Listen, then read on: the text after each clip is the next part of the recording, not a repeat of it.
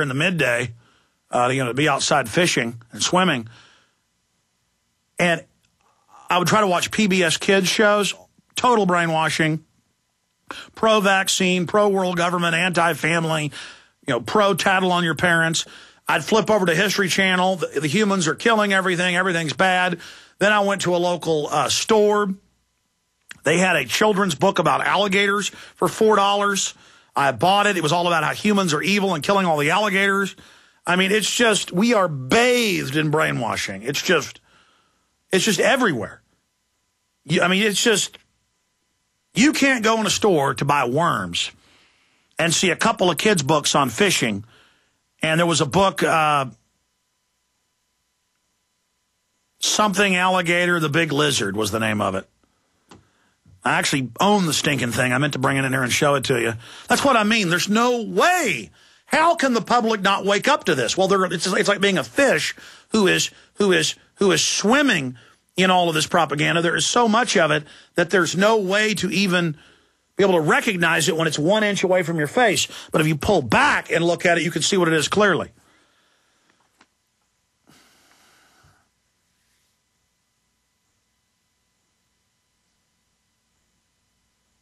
I said I'd take calls. I said I'd get into the oil spill. I said I'd get into Chris Matthews.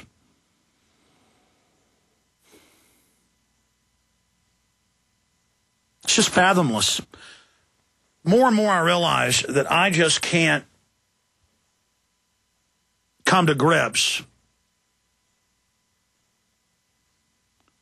myself with how big this is, how real this is.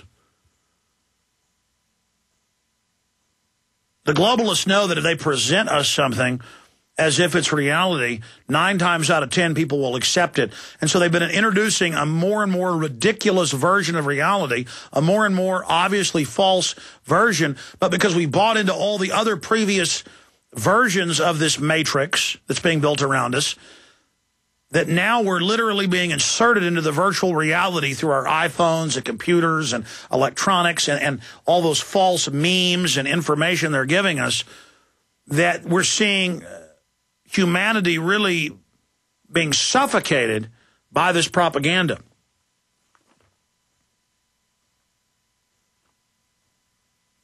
Here are some of the headlines. American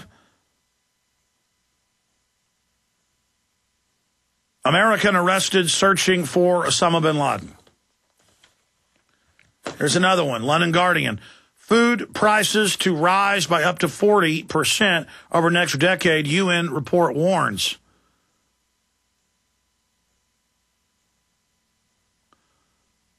And you notice that the globalists always pose as the saviors for the crisis that they themselves create.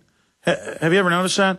Growing demand from emerging markets for biofuel production will send prices soaring, according to OECD and the UN Food Agriculture Organization. When it's the UN that's been pushing for biofuel the whole time, that's part of Obama's new energy plan. Steele accuses Obama of exploiting oil spill for political gain, head of the Republican National Committee. Well, no kidding. No kidding, Sherlock. Price increases, fuel fears of food crisis. That's a Financial Times of London article. And again, the UN is going to save us from the problem that they've been tasked with organizing.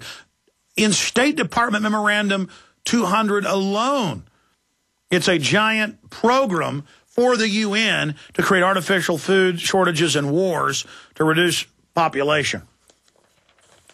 Nightmare vision for Europe as EU chief warns democracy could disappear in Greece, Spain, and Portugal.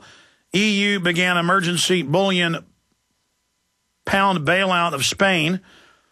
Says democracy could collapse in Greece, Spain, and Portugal unless urgent action is taken to tackle debt crisis. The head of the European Commission has warned.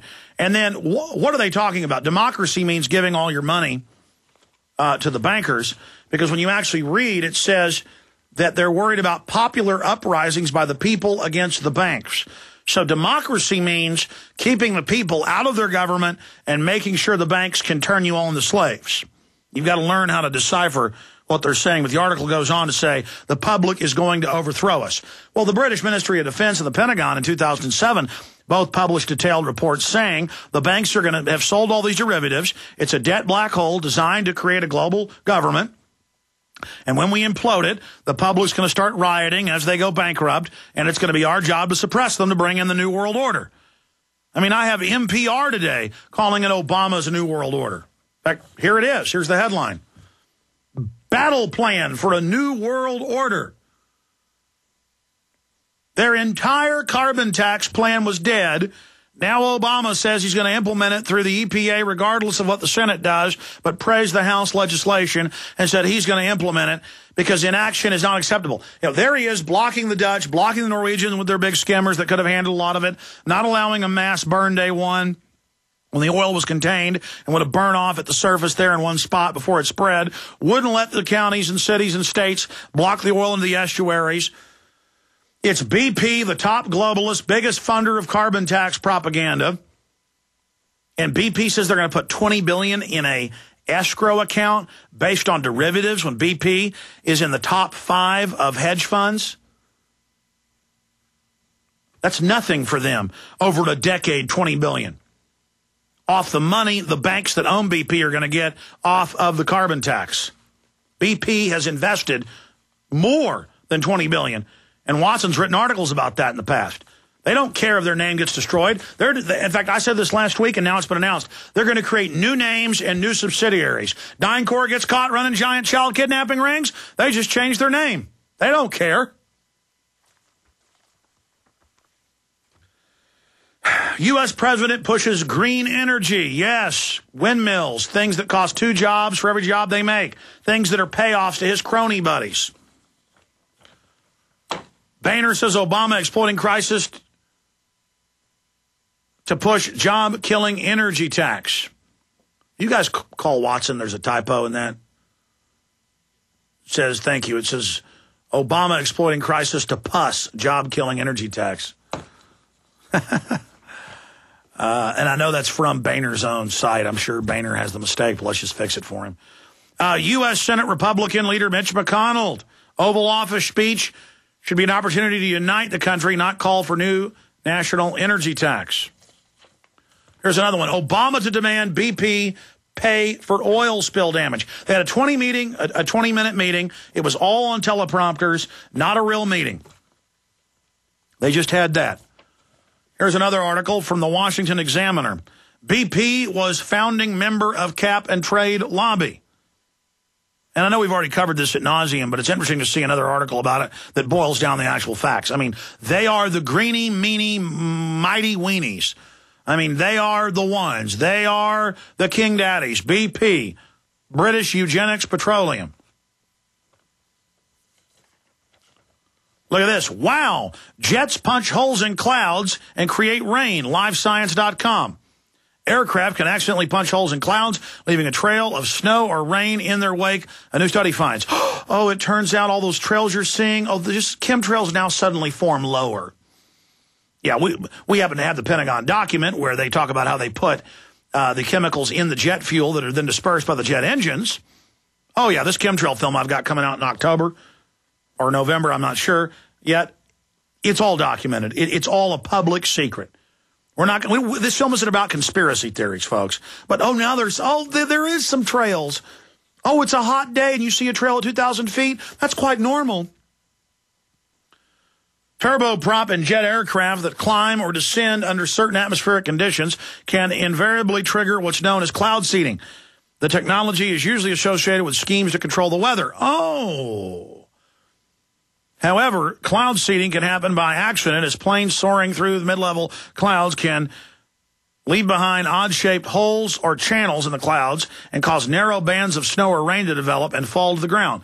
No, these are chemical clouds that just hang up there. Holes punched in the clouds are a phenomenon that has been recognized for many years and seen in photos from around the world. A front-page feature on Yahoo carried the headline, "A Halo Over Moscow," after photos emerged of just such a hole in October. And it's a big whitewash. Here's another one. New concerns arise over body scanners, LA Times. This tells you exactly what we covered last year and this year. They do not, in the Dutch and British studies, find knives and weapons. They aren't even as good as X-ray machines. But Chertoff makes a bunch of money, and it does biometrically scan your body for passive scanner systems. Even if you're wearing a mask, they can then get your identity on the street, and they want your naked images just for their enjoyment and to humiliate you and set the precedent that they dominate you. But this admits it and says people can also hide bombs in their orifices, so the government wants chest X-rays, and they are going to do it. They'll say, we don't care if it gives you cancer, we're going to chest X-ray you. It's all about being outrageous. Everything the government's doing now is about being outrageous. Aviation security experts say machines may miss items that metal detectors catch. Airline passengers may also be able to hide materials in their groin or body.